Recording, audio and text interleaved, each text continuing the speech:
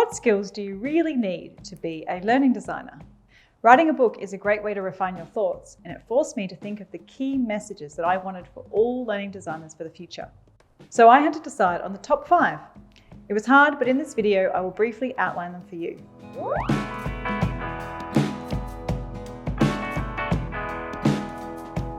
Hi, Bianca Raby here, educator, author, and serial entrepreneur.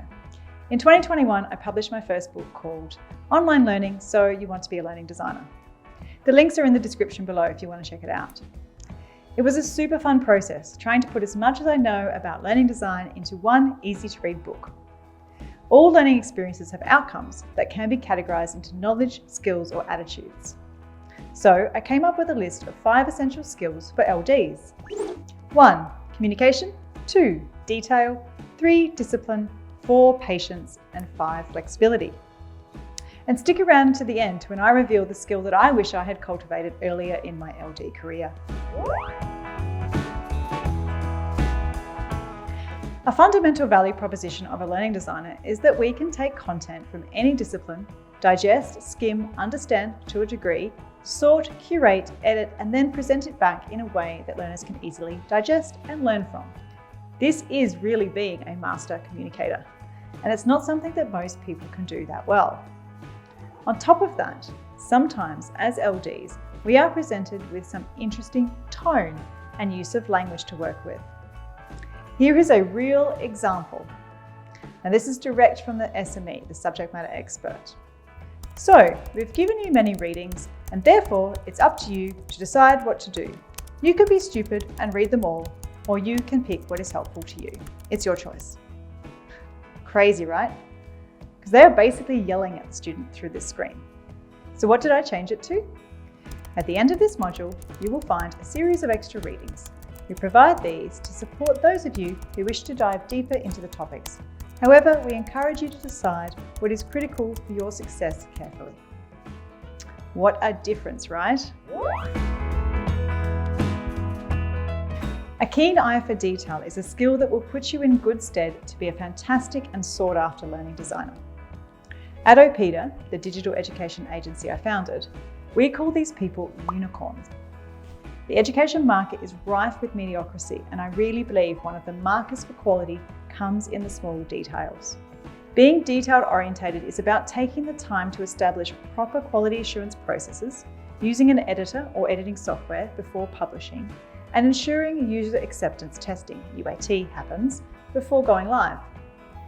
And as the saying goes, if we shoot for the moon and we miss, we still land among the stars. So set expectations high by caring about the details, and then everyone wins. Discipline in this context is very connected to detail. It's difficult to pay attention to the details without the motivation and control to continually assess for quality. Cultivating a strong sense of discipline is critical for you to also honour the creative process of learning design. What do I mean? Well, do you think painters are multitasking on social media when they paint? Are writers listening to podcasts as they write their masterpieces? Do app developers work in open plan offices with 100 distractions? Chances are for the good ones, no. So, discipline relates to how you set yourself up for design, and also what processes you put in place to ensure consistency and quality at the end. In a constantly rushing world, most people could afford to cultivate more patience in themselves and with others. As a learning designer, you will often be working in multidisciplinary teams on multiple course fields at once. That means your project team members are also juggling other responsibilities. Your role often has you at the center of the project, so you must be the most patient and understanding of all. Even as I write this script, I have a client who is 2 days late in providing me with the content promised, even after they asked for tighter deadlines. We're all doing our best, and most of us are under a lot of pressure at work. Which leads me to the final skill, flexibility.